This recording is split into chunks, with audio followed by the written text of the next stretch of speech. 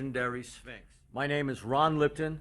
I'm here at Marist College in Poughkeepsie, New York, and I have been honored and asked by family of Dick Tiger, Richard Ihetu, to speak and pay homage to him for the Dick Tiger Foundation, of which I am a proud member. Dick Tiger is one of my favorite subjects. I've taught boxing here for the School of Science for the last 10 years, and it has always been my pleasure to keep Dick Tiger's name and legacy alive, and I'd like to add to that legacy a little bit right now, if you permit me.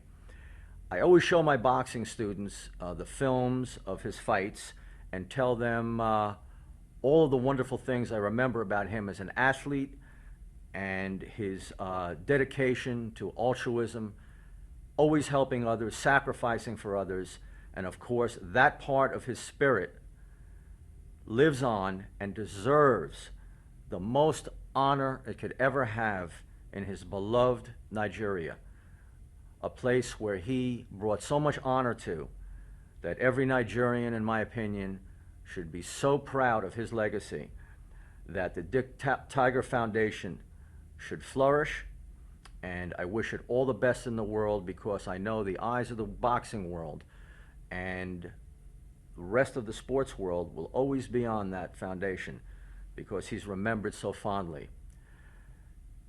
It's a given that he was one of the most formidable middleweight champions in boxing history.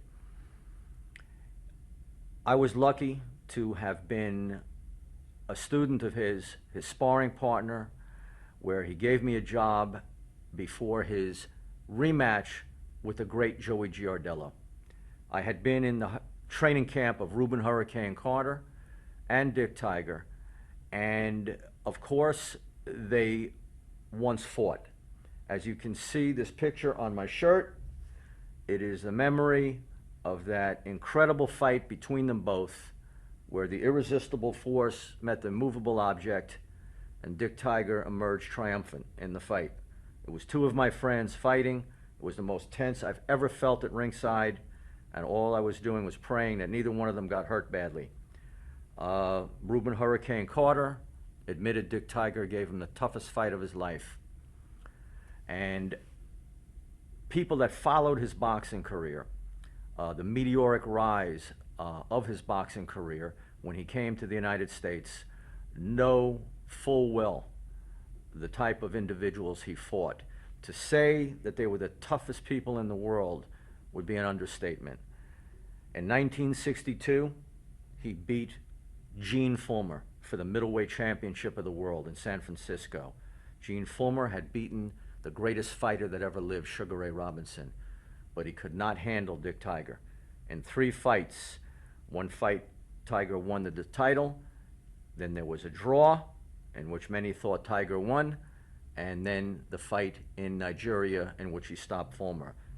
Speak volumes of the power of Dick Tiger. Several of my friends fought Dick Tiger.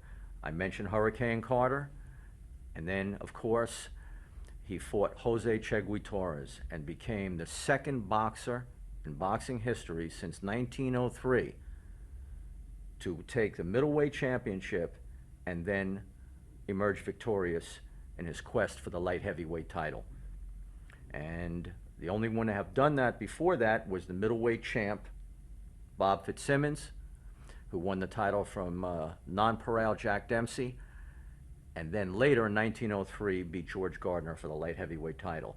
So all the way up until 1966, Dick Tiger was the only one to take both crowns.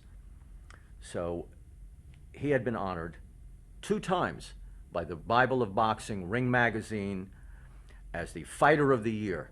1962 for winning the title from Fullmer, and in 1965 from taking it back from the crafty Joey Giardello. And at that time, I was hired as his sparring partner to emulate the style of Giardello, and Dick Tiger studied it very, very, very hard. Great scrutiny, very scientific, very intelligent, and wrested the title from Giardello in a thrilling fight. Well, I think